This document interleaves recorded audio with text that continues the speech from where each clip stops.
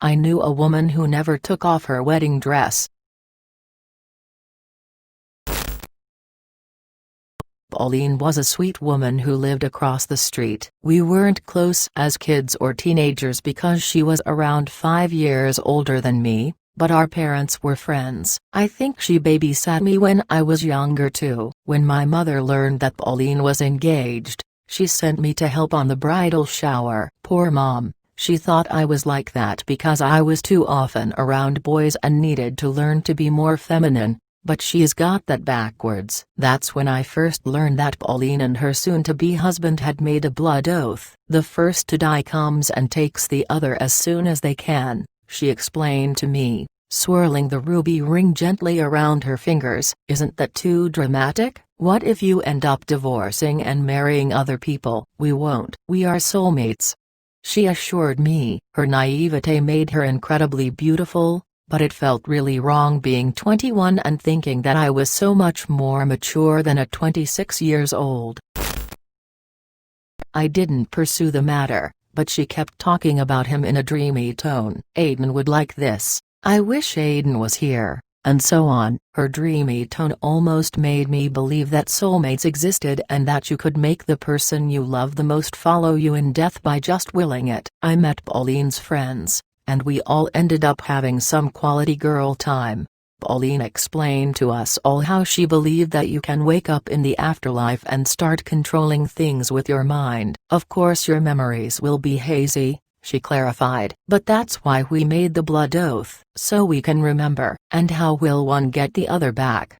I asked, entertaining her. I like to believe that we'll both grow wings. It was all terribly silly when I think back. But Pauline had something about her that made everyone pay attention and marvel at her words. Despite the age gap, we ended up becoming good friends. I think we were finally at an age where it didn't matter anymore. Since I was in college but lived with my parents and didn't need to work, I had a lot of spare time to accompany her to wedding dress fittings, cake tasting and all the little things that were the world for brides. But Pauline was a pleasant bride-to-be and never freaked out. She was just thrilled about marrying the man of her dreams, and wanted to make it pretty if possible. Little by little, I grew to understand her devotion to Aiden. And he was just as crazy about her, if not more. When they were together the world felt like a brighter and warmer place. Like marshmallows slowly melting over my heart. The day of the wedding came. Around half a year after her bridal shower. It was neither a big nor a small wedding. It felt like both Pauline and Aiden were able to invite exactly everyone they wanted around on their happiest day. Not one more, not one less. I felt somewhat honored to be there. Still, the happiest day never came. When Pauline arrived, belated as any bride should, there was whispering and disquiet. Aiden wasn't there yet. Her smile didn't falter, because she was completely sure that he would never bail on her. But I could tell she was worried. The bridesmaids, her two closest friends since high school, started making calls to try to find out if the groom had a sudden illness. Soon they realized that Aiden's parents were there, but not his brother. They informed that their other son was supposed to drive the groom as part of his best man's duties. When the devastating news came, everyone wanted to comfort her, everyone wanted desperately to protect her precious heart, but it was too torn apart to notice anyone else. It was all too fast and scary.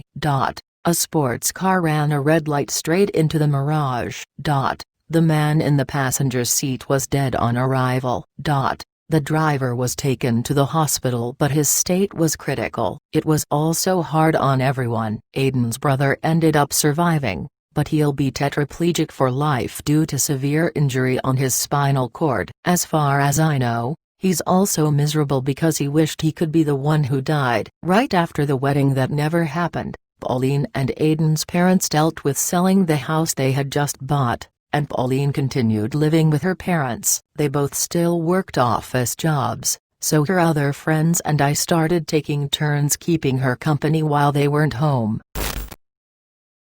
I did my best to be there for my neighbor and friend, but she wasn't there. She was living in delusion, and the only thing you could see leaking into reality was her desolation. I never saw such a deep and heart-wrenching sadness.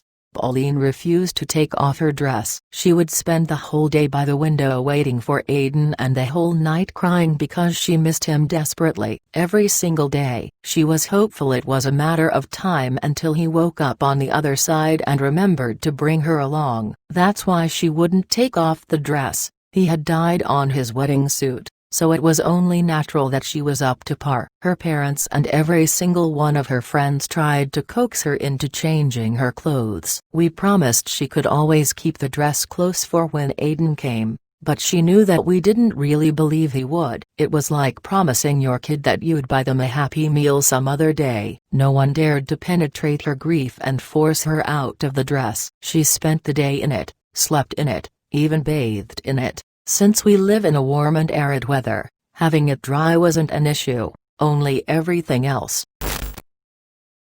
The once beautiful organza and silk were now ragged, grimy and smelling, but she still refused to take it off. She started to believe that Aiden wouldn't be able to spot her in the crowd if she wasn't wearing it. It was impossible to change her mind, and even though she was seeing a therapist 3 times a week, she wasn't improving. Her mourning and PTSD were turning into a darker, more permanent mental illness. She started talking to Aiden, then explained to us that he was nearby, so she could feel him coming. He was just taking a while because flying is really hard when your wings are newly acquired. Then one morning, she disappeared for good. No one saw her leaving, and no one saw her at all after that. The only thing that we were able to find, in the small grove behind the house, was her filthy wedding dress. It had 2 large holes poked on her back, like it had grown wings.